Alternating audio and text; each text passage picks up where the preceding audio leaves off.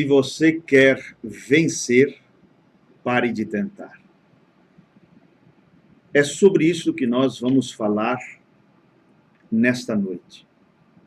Acredito que é um tema muito interessante, muito apropriado, porque todos nós queremos saber o caminho da vitória. E há um caminho. Há um caminho.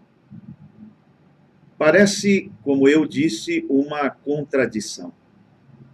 Mas devemos lembrar que muitas verdades bíblicas, elas soam muitas vezes como uma contradição. Por exemplo, o caminho para cima é para baixo. Esta expressão do profeta desta era foi tirada das palavras do Senhor Jesus, o qual disse: se você se exaltar, será humilhado; se você se humilhar, será exaltado. Se você quer ser exaltado, você vai ter que se humilhar.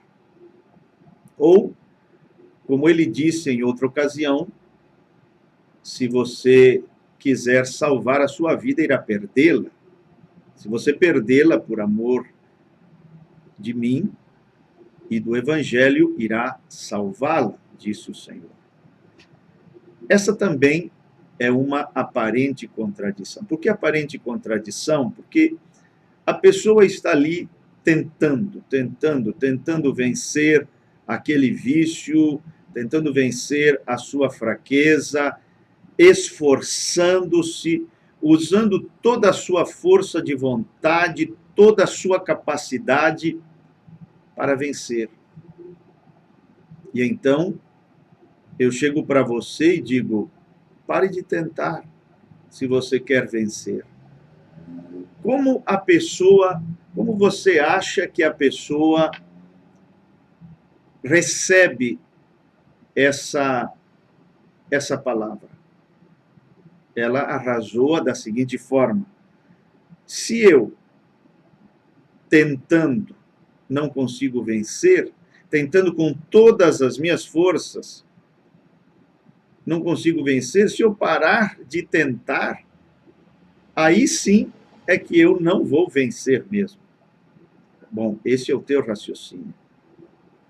Mas não é nem aquilo que a Bíblia ensina, me referindo ao apóstolo Paulo, e nem tampouco aquilo que o mensageiro desta era ensina. O profeta, textuais palavras, diz: pare de tentar, se você quer vencer.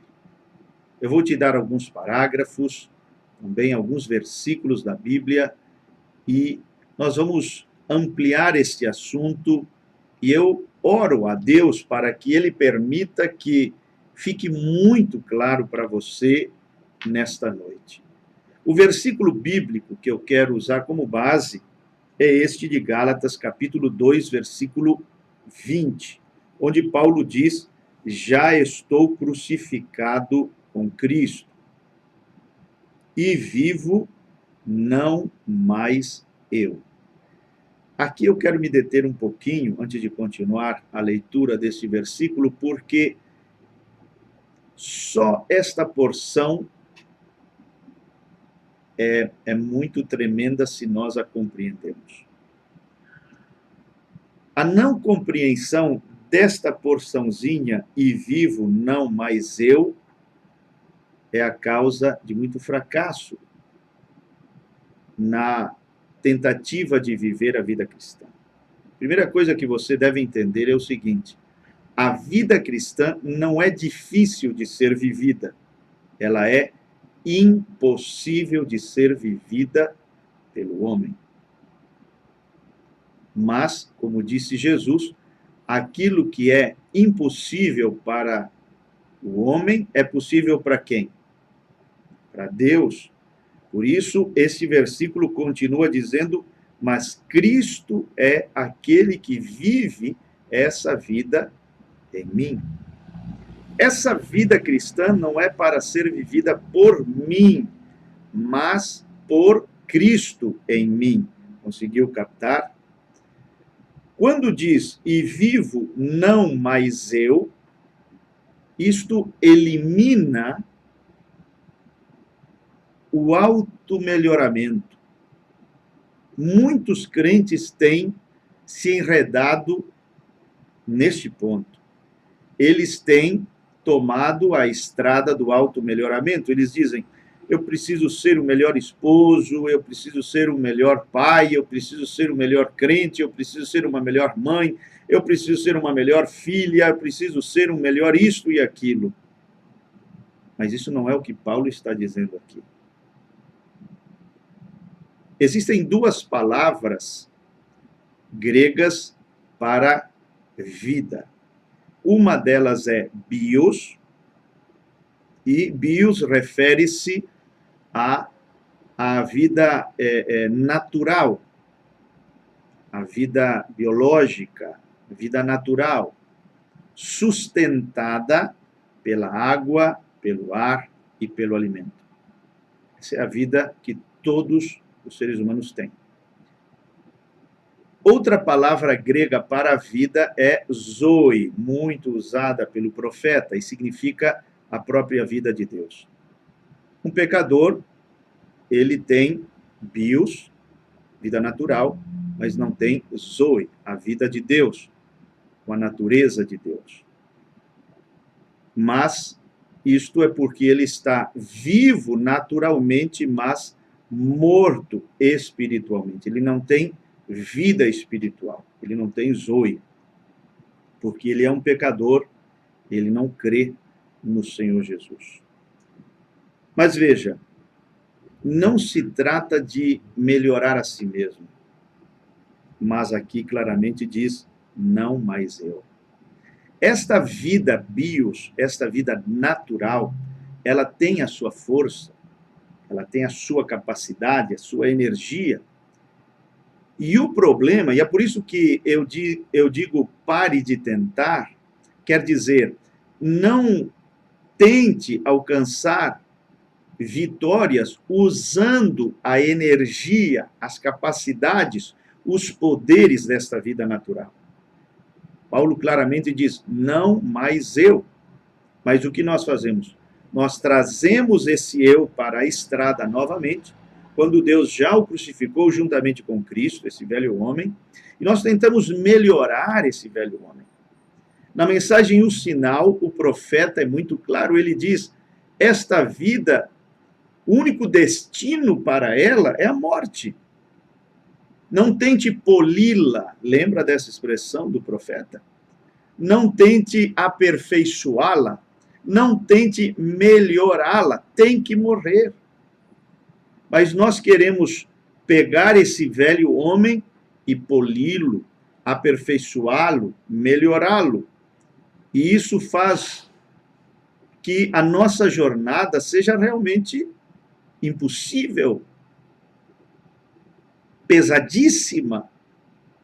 Por que você acha que as pessoas hoje, os crentes, estão exaustos?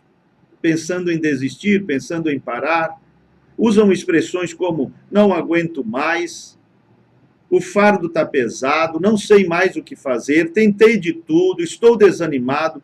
Por que você acha que essas expressões são achadas na boca dos crentes hoje? Porque eles estão tentando o impossível. Eles estão na contramão das Escrituras e da mensagem. A pior coisa que existe é você exigir humildade de uma pessoa orgulhosa. E esse velho homem não é humilde, ele é orgulhoso. A pior coisa que existe, o pior fardo, é exigir de uma pessoa impaciente paciência. Você acha que esse velho homem não é cheio de impaciências?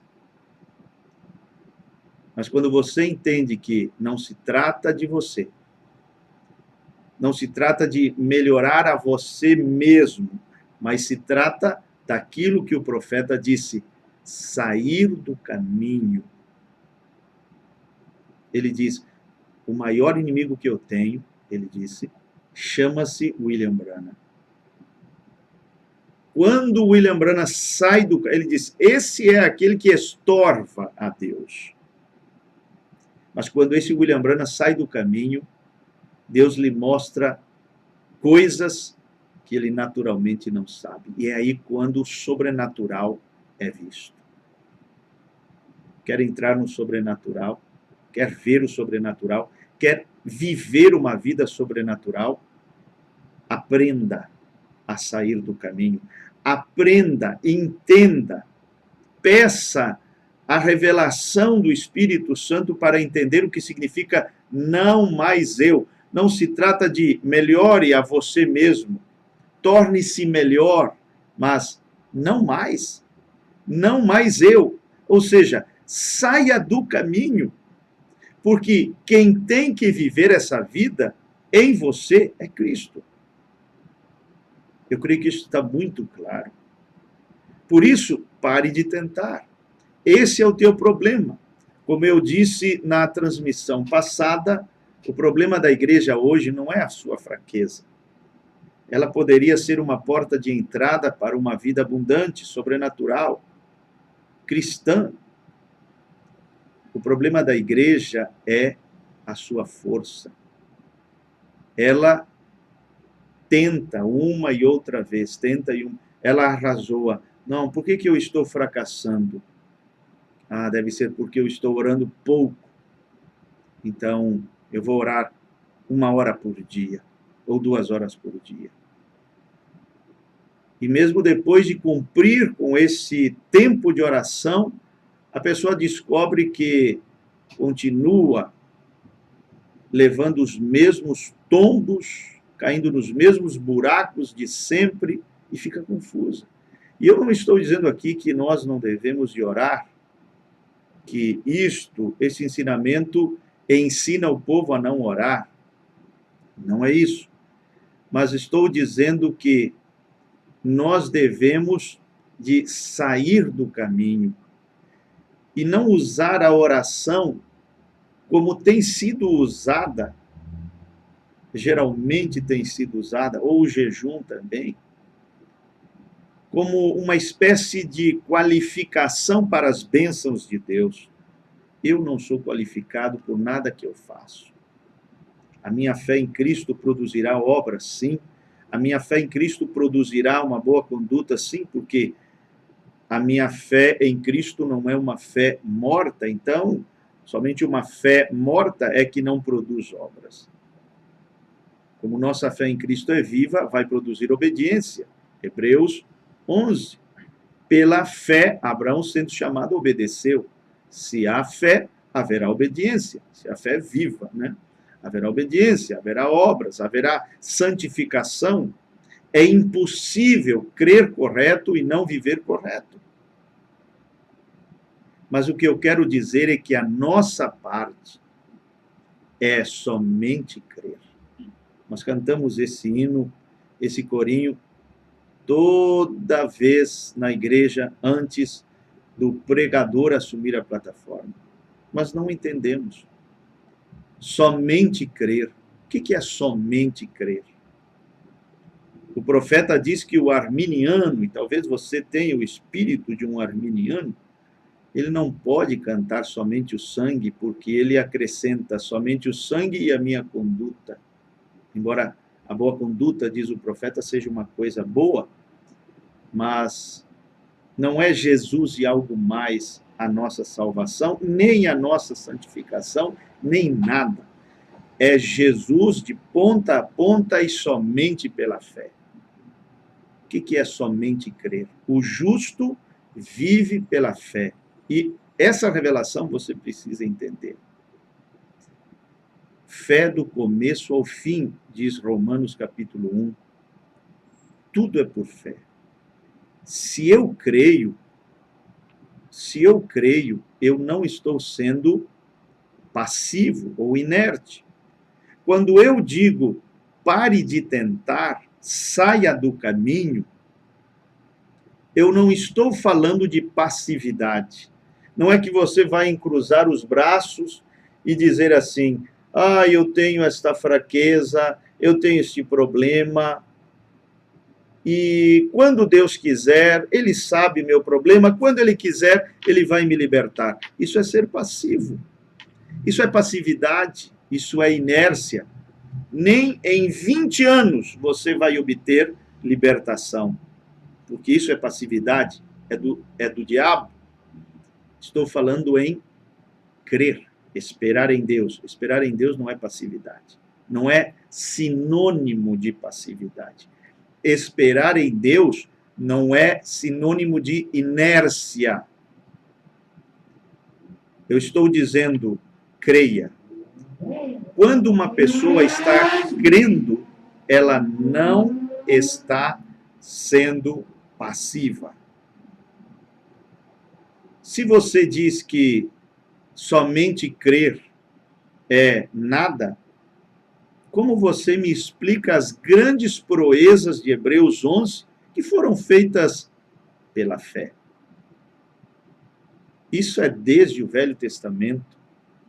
Veja como começa cada versículo. Pela fé Moisés, pela fé Abraão, pela fé Isaac, pela fé Sansão, pela fé, pela fé, pela fé. E olha o que aconteceu pela fé. Libertação, vitórias, muralhas caíram, mares se abriram, mulheres estéreis conceberam. E você acha que somente crer não funciona? Se foi pela fé que tudo funcionou, até mesmo para os santos do Velho Testamento? Não confunda esperar em Deus com passividade.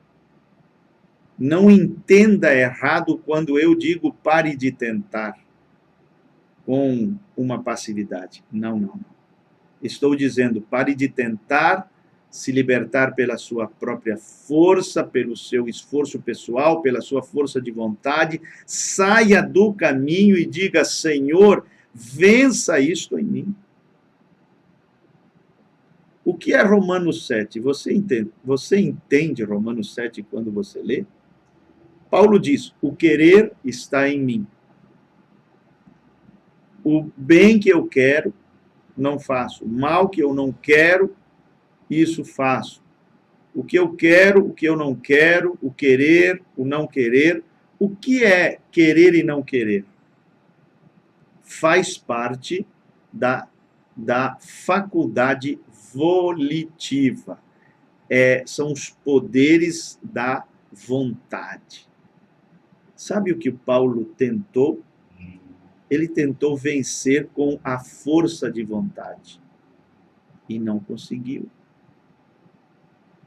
E ele chegou a tal ponto de desespero que ele chegou a gritar, miserável homem que sou, não estou conseguindo vencer. Você está tendo essa experiência? Que você quer, mas não consegue? E o que você não quer acaba fazendo? Há um Romanos 7 na sua vida? Então você precisa entender esta mensagem. Por que ele não podia vencer pela força de vontade? Por mais que esse eu tivesse força de vontade, não era suficiente para vencer o pecado, a lei do pecado e da morte que habita em meus membros. Por que não era suficiente? Justamente pelo que eu acabei de dizer.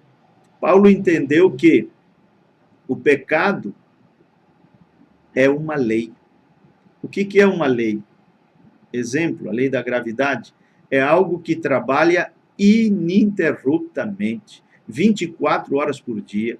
Você pode levantar pé por pé, 2 da manhã, 3 da manhã, e deixar uma folha de papel cair no chão, tentando assim, pensando que ela pode ficar suspensa, talvez você surpreende pelo horário aquela lei da gravidade. Não vai acontecer.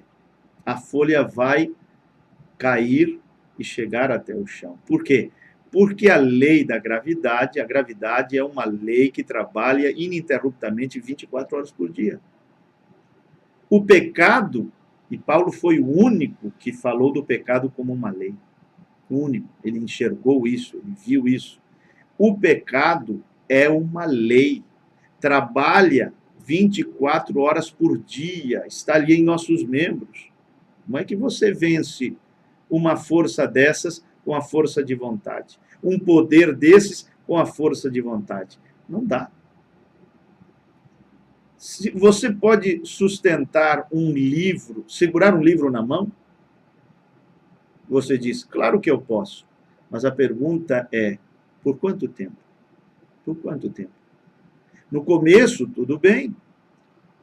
Mas com o passar das horas, o livro vai pesando, e a lei da gravidade vai vencendo a tua força de vontade, o teu poder, a tua capacidade. E o braço vai descendo, vai cansando e vai descendo.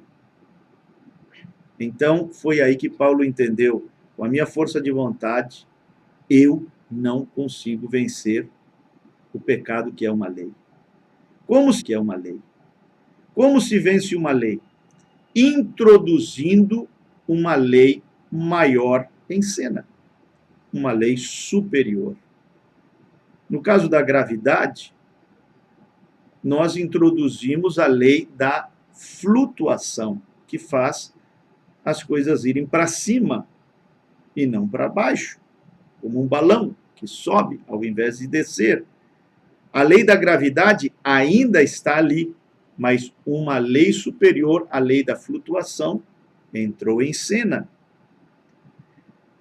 E essa lei do pecado e da morte, como pode ser vencida? Aí você sai de Romanos 7, vai para Romanos 8, e no versículo 2 você encontra que Deus, para derrotar,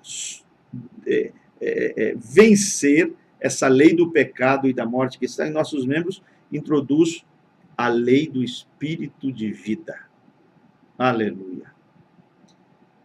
Por isso você precisa receber Cristo, receber o selo, receber o batismo com o Espírito Santo que põe Cristo dentro de você. E esse Cristo em você, essa lei do Espírito de vida em você é que vai vencer fraquezas. Vai vencer na hora em que você for tentado e sentir esses puxões, essas puxadas da carne para fazer o que é errado. Introduziu a lei do Espírito de vida em Cristo Jesus, uma lei superior. Então está vendo que o eu de Paulo não conseguiu vencer, queria, se esforçava, gastava energias, mas não conseguia. Então ele se rendeu a essa lei. Essa lei do Espírito de vida também trabalha 24 horas por dia. E se você aprender a se render a essa lei, você terá vitórias constantes. É aí que está a nossa chave. Numa constante rendição, ou em um viver completamente rendidos a Deus. E aqui eu quero compartilhar alguns parágrafos muito tremendos da mensagem Como Poderei Vencer? A partir do parágrafo 68, você que depois quer rever isto que vamos ler agora e meditar sobre isto. Diz assim o profeta: são todos que estão sob o sangue derramado que são vencedores, porque você mesmo não pode vencer. É Ele quem vence por você. Você está descansado. Aqui é onde você começa a conhecer por experiência o sábado. Tem muito crente que não conhece o sábado na experiência. Eles estão cansados, desanimados, exaustos, adoentados, sem saber o que fazer, pensando em parar. Alguns estão completamente detonados, mas aqui está. Você nunca ouviu, pegue os evangelhos, Mateus, Marcos, Lucas, João, e vê se você encontra um único versículo onde Jesus alguma vez disse algo como: vou parar, não aguento mais, o fardo está pesado, vou abandonar o ministério, vou desistir. Você não encontra. E esse homem sofreu as mais terríveis pressões, mas nunca falou isso. De onde ele tirou tanta força?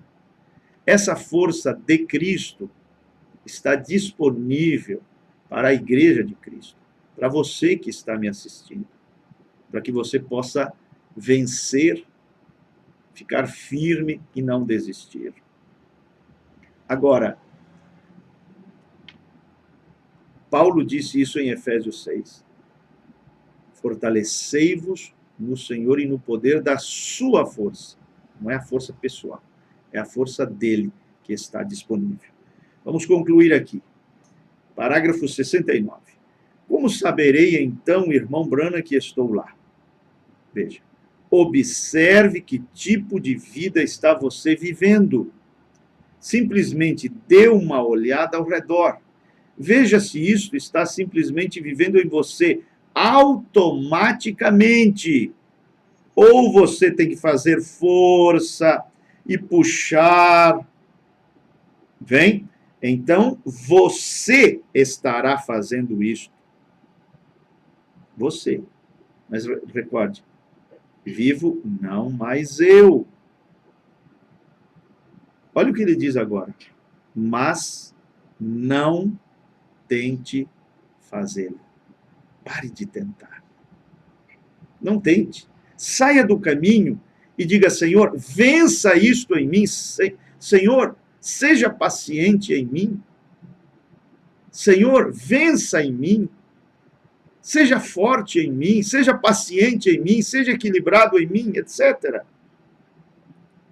E ele dá o exemplo de um bebezinho e sua mãe. Ele diz exatamente como colocar um bracinho de um bebê no buraco da manga. Ele levanta, abaixa, fica de lado e tudo mais. Sabe como um bebê faz, né? Não tem controle sobre seus membros. Ele não pode fazê-lo. Se a mãe largar o casaquinho ali para o bebê e disser assim: coloque seu casaquinho, querido, ele não dá conta. Ele não pode fazê-lo. Os seus bracinhos ficam para cima e para baixo assim. Isto precisa de sua mão firme. E quão contente estou em poder simplesmente entregar minha mão ao Pai e dizer: Senhor Jesus, eu não posso chegar lá. Que coisa tremenda. Eu não posso, mas o Senhor pode. Eu não posso, mas Cristo pode. Ele em mim pode. Senhor Jesus, eu não posso chegar lá. Ajuda-me. Coloque o casaco em mim. Vou parar de tentar. Aqui eu me baseei para dar título a esta mensagem. Simplesmente deixarei que ele o faça.